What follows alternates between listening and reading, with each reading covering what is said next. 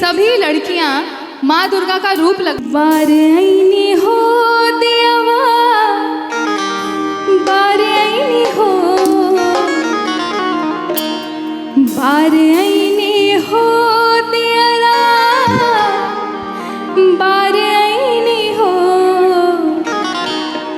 जगदम्बा घर में दियरा, बार आईनी हो, जगदम्बा घर में दियरा, जगदम्बा घर में दियरा, बार आईनी हो, जगदम्बा घर में दियरा।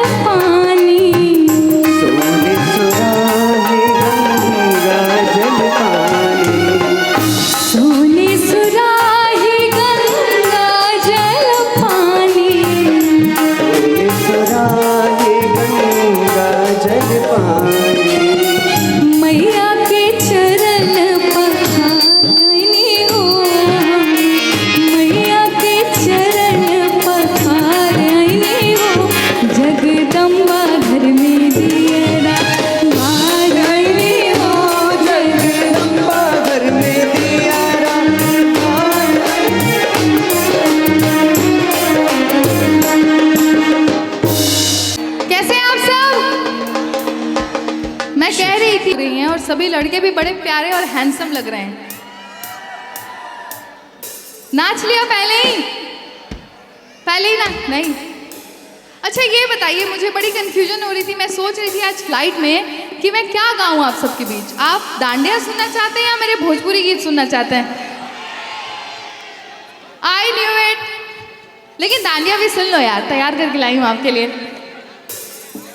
तो सबसे पहले हमें ये भूलना नहीं है कि हम नवरात्रि क्यों मनाते हैं। क्यों मनाते हैं नवरात्रि, बताइए। क्या बात है, हम नवरात्रि मनाते हैं, हम गरबा मनाते हैं माँ दुर्गा के स्वागत की खुशी में। माँ दुर्गा 9 दिन रहती है हमारे पास, उस खुशी में।